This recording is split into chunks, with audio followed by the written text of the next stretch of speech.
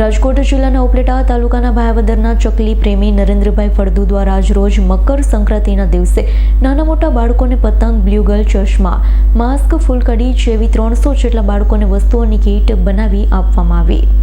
ચકલી પ્રેમી નરેન્દ્રભાઈ ફળદુ દ્વારા બાળકોને ચકલીના માળા યોગ્ય જગ્યાએ લગાડવા, ઘર આંગણે વૃક્ષ વાવવું સાથે શિયાળામાં ચકલીના માળા લગાડવા, ઉનાળામાં જ્યાં છાંયો આવતો હોય ત્યાં પાણીના કુંડા મૂકવા, ચોમાસામાં ચકલી માટે ચણની ડીશ મૂકવી અને પંખીને સેવગાંઠિયા ન ખવડાવવા તેવી સુંદર પ્રકૃતિની વાતો કરી વિદ્યાર્થીમાં પ્રકૃતિનું રક્ષણ કેવી રીતે કરવું તે વિશે જ્ઞાન આપ્યું। પર્યાવરણને અનુકૂળ આવે તેવી રીતે મકર સંક્રાંતિની ઉજવણી કરી આપણે વહેલી સવારે 7 થી 9 કલાક સુધી પતંગ ના ચગાવવી જોઈએ, કારણ કે પંખીઓને પોતાના માળામાંથી બહાર નીકળવાનો સમય હોય। સાંજે 5 થી 7 કલાક સુધી પતંગ ન ચગાવવી જોઈએ, કારણ કે પંખીઓને પોતાના માળામાં પરત ફરવાનો સમય હોય છે। સંધ્યા સમયે આપણે ફટાકડા ના ફોડવા જોઈએ, કારણ કે પંખીઓનો ફટાકડાના અવાજથી આમ તેમ ઉડવા લાગે છે, પતંગની દોરીમાં ફસાઈ જાય છે। આવી જાનહાનિ અટકાવવા માટે ફટાકડા ન ફોડવા જોઈએ। દરેક લોકોએ ચાઇનીઝ દોરાનો સદંતર ઉપયોગ ના કરવો જોઈએ।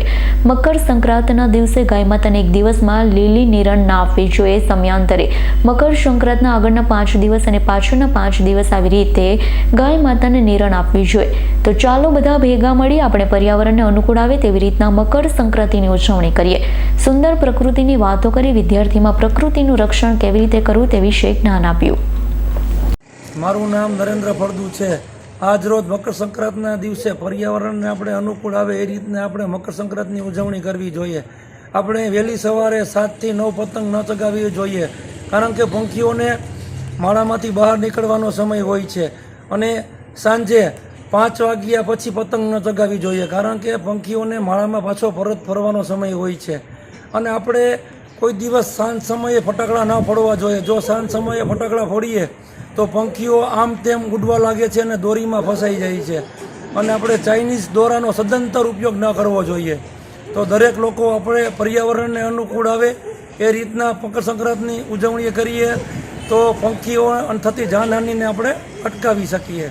જય ભારત, જય હિન્દ। વિપુલ ધમેચાનો રિપોર્ટ, S9 ન્યૂઝ, ઉપલેટા।